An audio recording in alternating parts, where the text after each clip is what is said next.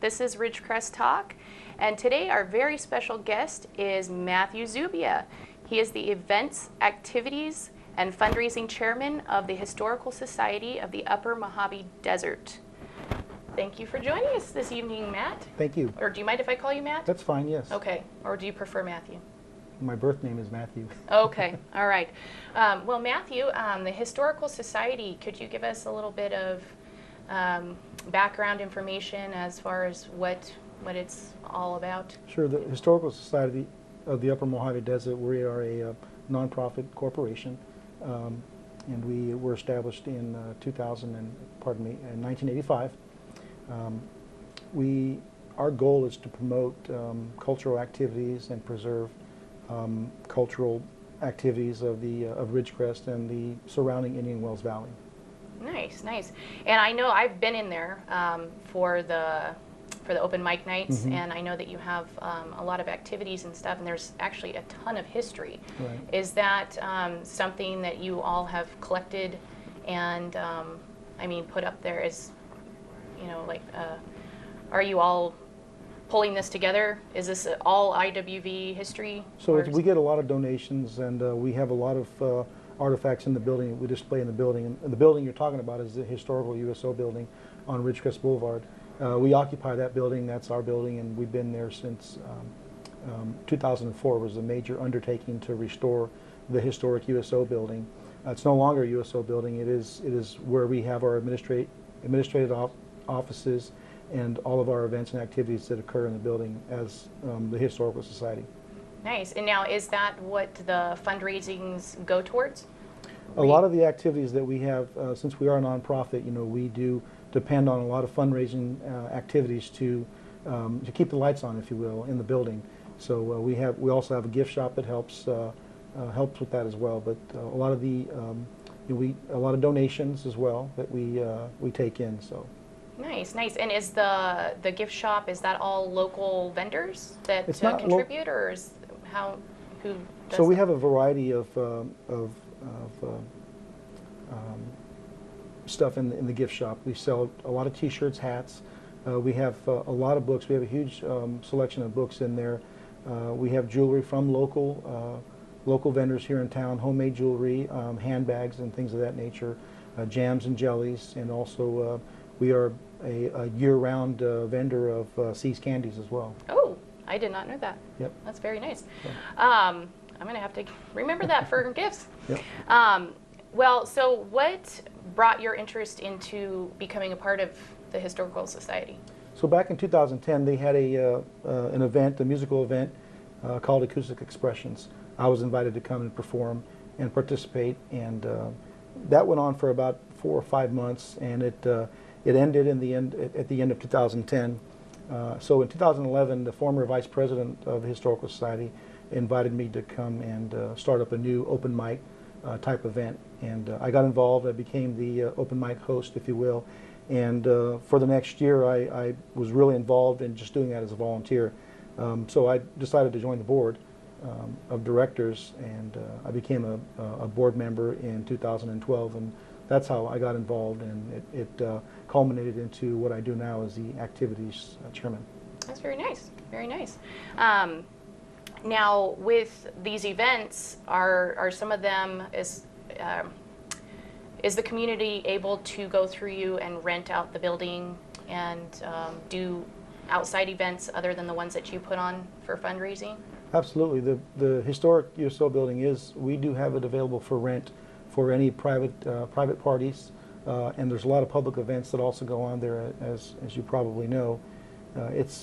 We treat it as a cultural center, a community center for the community of Ridgecrest. And so if someone's interested in renting the building, we certainly are open to renting it to people that want to have their events there. Our calendar is pretty filled up for the year with a lot of rentals. Oh wow! Oh wow! So is that like birthdays and receptions? A lot of that. Birthdays, receptions, weddings. There's weddings there. Oh, nice. A lot of events. Very nice, very nice. Well, hopefully I would like to be invited to one of them. Sure. Now, with these I was going to say, I know on Wednesdays you have movie nights. Right. Is that just through the summer, or do you do that all year long? We do it all year long, but our great director, if you will, who's a board member, Nick Rogers, puts on a great show there every Wednesday. He has the Summer of Magic, and the whole summer we started the movies in it was June, one movie a week every week until the end of August, and then at the end of August, when the summer's finished, we'll go back to a movie every other week, which falls on the Flex Friday weeks. But the movie night, if it's Wednesday, it's movie night at the Historic USO building. Very nice. Yes, my dad took my children to go see Old Yeller. Okay. Yeah, they're all tears. Now I know Mary Poppins is just about ready to come up, or did I miss Tomorrow. that? Tomorrow. Yep. Mary Poppins. Yeah, you have to go see it. Yep. Where do they get the tickets? We take donations for the movies. You can come in and whatever you can afford. There's no set limit, a set amount to come in the door. We invite the public to come in and just enjoy the movie. We sell popcorn and sodas. We have snacks and hot dogs. So we take donations only. Very nice. For the movies. Very nice. That's really exciting. I'm gonna have to remember. What movies are coming up? Do you know? I don't have. I apologize. I don't have a list with me, and I don't have it memorized. So, right. But the building is open. You do have a list inside, right? Absolutely. Yeah. Okay, The building. so anybody is welcome to come in and grab a list. Our building's for open future every movies. day, every Monday through Saturday from 11 to 3, and anybody can go in there and visit and pick up a list of the movies and all the things that we have going on in the building. Right, right. And the gift shop would be something to check out as well. Yep. I think so. And you guys just expanded it, right? We did expand it. Yeah, it's got a lot of neat things. Our gift shop manager Michelle Andrioli has done a great job with it, and there's a lot of neat things in there. You should go by and take a look at it. So. Absolutely, absolutely. So I think that's definitely something that the community should go check out if you haven't checked it out already. Right. The USO building, which is occupied by the Historical Society of the Upper Mojave Desert. And we're about ready to go to a commercial break. Okay. And as soon as we come back, I'm really interested in all the future events. I know you've got a couple things coming up, and also to talk about the open mic nights. Sure. Which I love. It's one of my favorites. So make sure, stick around for Ridgecrest Talk, and we'll be right back after this.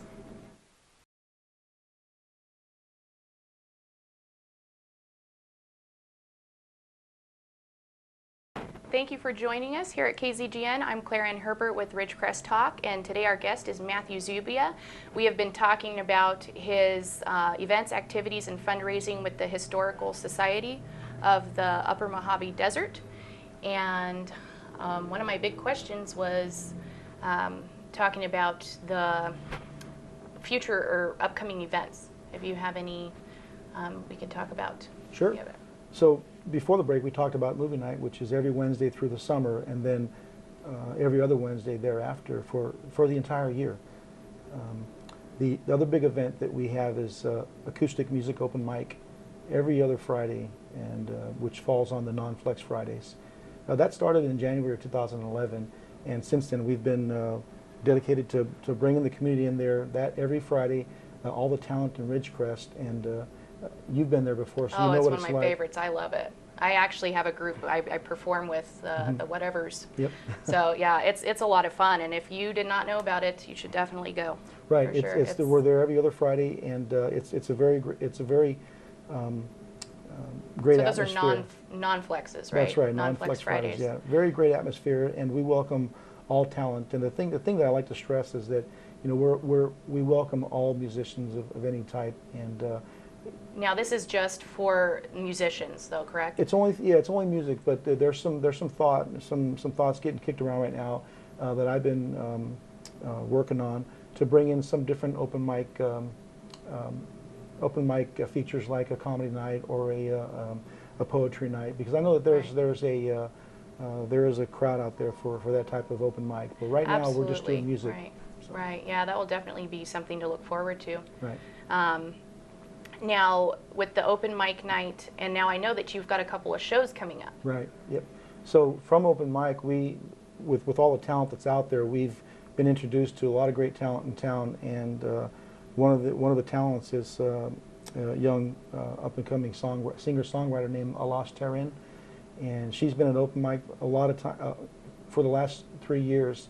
And so we invited her and collaborated with her on doing a fundraising event for the Historical Society, where she would come and perform with her group with songs off of her new EP that she just put out recently. That's really exciting. So I saw that on Facebook. Yeah, she's such a joy to watch. She's really, really good. So when is that coming up? That's coming up this Saturday. This Saturday on the 9th. And what time does it start? It starts, the doors open at 6:30, and there will be 2 other performers before she starts at 8. The first performance will be by Treacherous Edges, a local band. Oh. And the second performance will be by Ray Britt. Oh, very nice. So, Those are actually 2 that I've not heard of, but that would be very interesting. So they go on at... So the show starts at 7 with Treacherous Edges, and at about 7:35 Ray Britt will come on until right before 8, and then Alas will start at 8 o'clock, and she'll do 2 sets. Oh, very nice. That's exciting. And I know that she had said something about her new EP being on sale. Yeah, we have it on sale in the gift shop right now. There's also some on sale at Retro Records. Oh, nice. So. Nice. Yeah, I still have yet to check that out, but I'm going to. I'm going to. That's really exciting. Now, there's also something else I saw in a brochure, which I was really curious about, was the Ridge Writers. There's some family writing. We had some family memoirs. We had a talk by some local authors here a couple of weeks ago. In fact, it was on the 24th of July. The event was a so hit. that's already done. Yeah, okay, it has come and gone, the 24th, and Donna McCrohan Rosenthal, who was instrumental in putting that together with Carol Porter, who's another board member of the Historical Society. That was a great event, and we had a good turnout for that. Oh, very nice. Now, is there any future? Is she planning on doing that again? I mean, since it was so successful, is there going to be? Yeah, there'll be some Ridge Writers and the Historical Society have some other events coming up in another event coming up in September called Weird Weekend, and that's going to be the weekend of the 13th of September. Is it going to be weird? It'll be weird. Yeah, there's some weirdness of the desert. Last year we did a Weird Tales festival, and we did it in conjunction with a writer named and producer named Ted Fay, in honor of his Weird Tales series that he came out with, and we're trying to garner some more support to bring people out to that festival in September. So we are working in concert with Ridge Writers, with Donna, to put that together. So are these all local authors? Well, Ted's not a local author. He's a pretty renowned author. He lives in Los Angeles, and he's not only an author, but he's also a movie producer. So we have his movies in the gift shop as well. So Ted Fay and the Weird Tales series. That's really cool. Now, who is affiliated with? How did he get into the mix of the Historical Society? We have some pretty unique members at the Historical Society, and one of our former Historical Society members was he was pivotal in everything that we did. He's not with us anymore. He passed away earlier this year. Alan Alpers had a long history of reaching out to people and having a lot of contacts everywhere, and just being able to get people here and appreciate the desert and appreciate what we have out here in our valley for history. So he was very instrumental in getting Ted Fay out here, along with Andrew Sound, one of our other board members. Yeah, that's really nice. You know, I'm finding the more and more I branch out, there is a lot of history and a lot of really cool stuff in just locally, IWV, you know, just getting out and doing all that. I'm really looking forward to, you know, introducing my kids to all of it. Sure. So it's really exciting, and my daughter actually performs at the open mic as well. Yeah, so we've seen her. So. And we have to take them through and kind of. I know that they've seen the stuff on the wall and all the history and all that, which is really cool. So yeah, we rotate the artifacts in the auditorium periodically, and we have, you know, all of everything that we have is stored away and protected upstairs in our administrative offices. We have a genealogical library upstairs as well, and all of this information can be found on our website as well. And we're there to, you know, preserve all the artifacts and history of the valley, so people are welcome to come in and join us. Very nice, very nice. Well, we're going to take a real quick commercial break again. Okay. And then when we get back, I have another really important question to ask you. Okay. Actually. So thank you for joining us and Ridgecrest Talk, and make sure that you come back after this message, and we will be right back after this.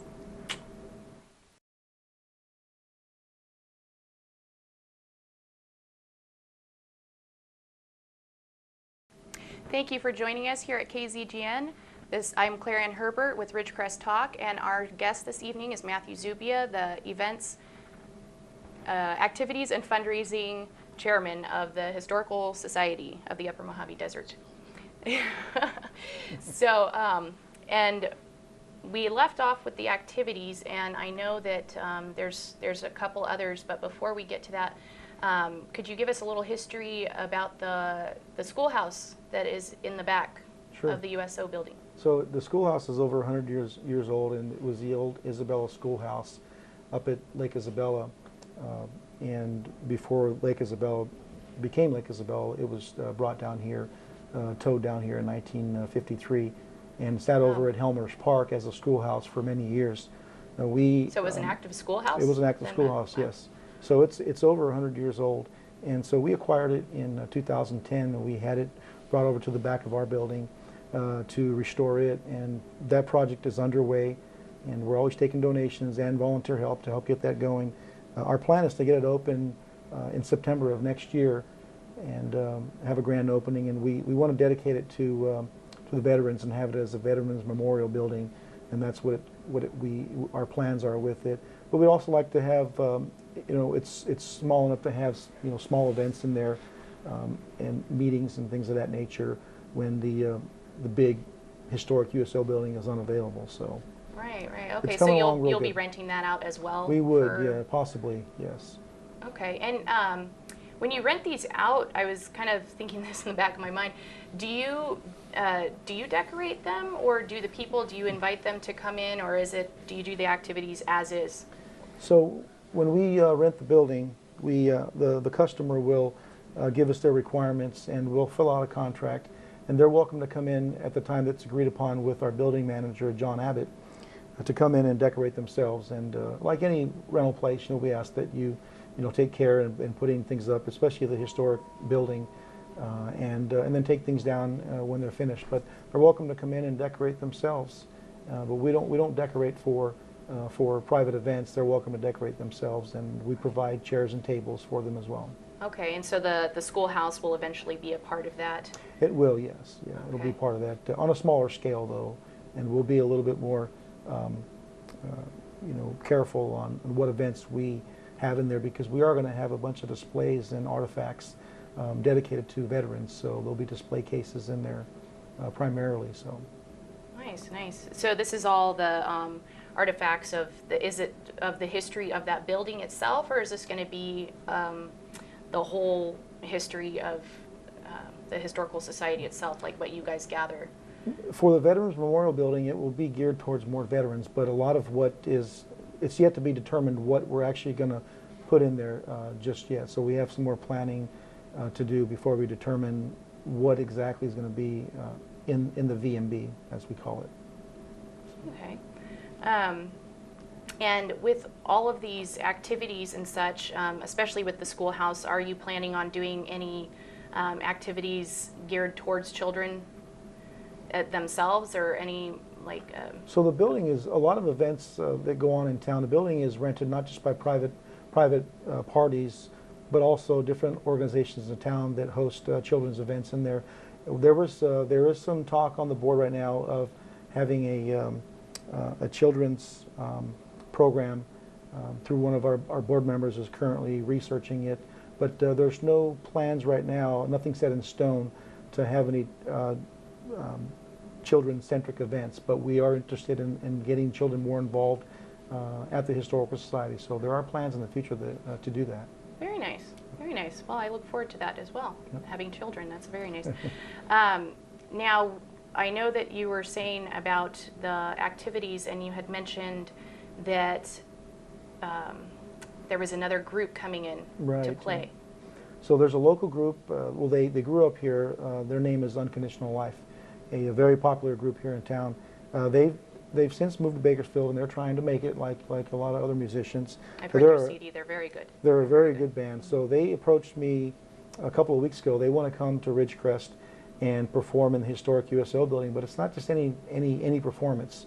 They've been here a number of times, and they've donated all their performance to us, and we've really benefited from them coming to the Historical Society. Well, this time they're going to be filming their first video, music video. So they're going to have cameras in the historic building, and with a live audience, and giving a live show, and shooting their first music video. So we're excited that they chose the historic USO building to do that. That's really neat. Now, with it being a music video, are they having a select group that are coming in, or are they advertising to IWV or Ridgecrest of anybody who wants to come? So the show's open to the public. Oh, okay. Yep, and it'll be on September 6th.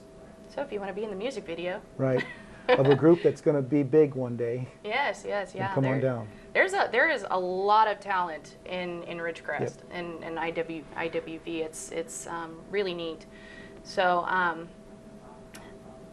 and when was that again? I'm sorry, that was September 6th. September 6th. Right now it's on the calendar for September 6th. And what time? Everything at the Historical Society at the USO building is always doors open at 6:30, so that's pretty standard. 6:30, So, okay.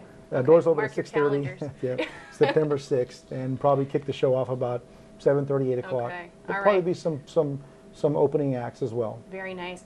Well, we're just getting ready to wrap up, and I know that there is one really big event that you are planning. If you could just really quick throw that out there. Sure. So the historic USO building, when it was built in 1945, was a USO building, United Service Members Organization. It closed a couple of years after that when the war ended.